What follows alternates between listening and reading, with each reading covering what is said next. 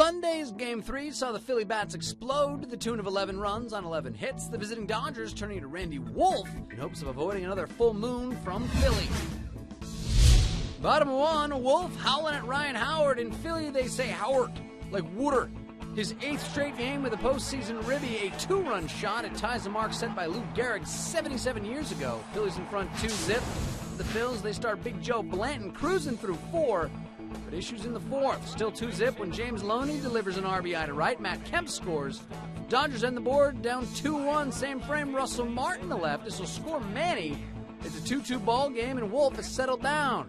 He strikes out Howard and Jason Worth. Wolf goes 5 1/3, allows just 4 hits. As for Blanton, well, top 5, it's still 2-2 for Matt Kemp.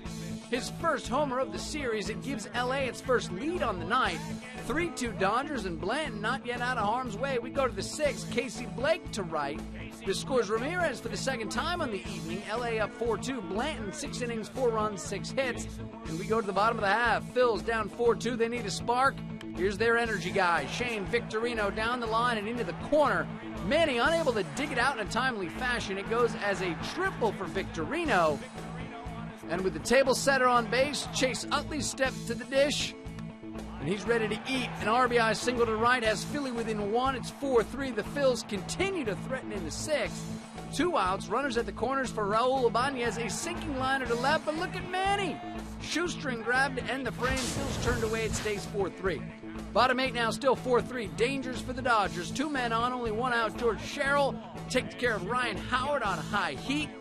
2 down, and that brings on big Jonathan Broxton. Still 2 on to face Jason Worth, who's been clutch in the postseason. Gets good wood on it. Broxton keeps him in the park. A fly out to right, and the frame. It stays 4-3. We are going to the 9th. Brad Lidge kept the deficit at 1 in the top half, and the Phils have a fighting chance in the bottom. Still down 4-3. 2 on and 2 down for Jimmy Rollins facing Jonathan Broxton.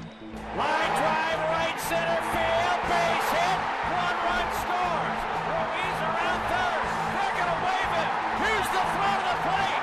It's not in time, and the Phillies win it in the 9th. The comeback cardiac kids. The Phils led the NL with come-from-behind wins in the regular season. It continues in the playoffs. Jimmy Rollins, the hero. Brad Lidge, the win, as Philadelphia takes it 5-4. The world champs now within 1 W of returning to the Fall Classic. We head back out to the city of brotherly love now for more. The best bullpen in the majors was 1 out away from tying up the NLCS at 2 games apiece. And for the Phillies, the idea was to get back to the top of the order and hand things over to the guy who scored the game's first run to give him the chance to drive in the last. He's a closer, 100 miles per hour. He's going to give you his best. If he's going to lose, he's going to lose with his best. And I was able to catch one in the gap perfectly. They were kind of squeezing the gap, but that ball just came off hard enough to beat everybody. You try and imagine where he's going to hit the ball, and you're thinking maybe in the gap or something like that, and then it actually happens, and you don't think it's going to happen, but or you're believing it's going to happen, but you really, stuff like that is just I don't know. It's hard to say. It's just an incredible win for us. The Phillies now have a chance to close things out in front of their home crowd on Wednesday night as the Dodgers now try to become just the 7th team ever to rally from down 3-1 to win an LCS. Reporting from Citizens Bank Park in Philadelphia, for MLB.com, I'm Noah Kozlov.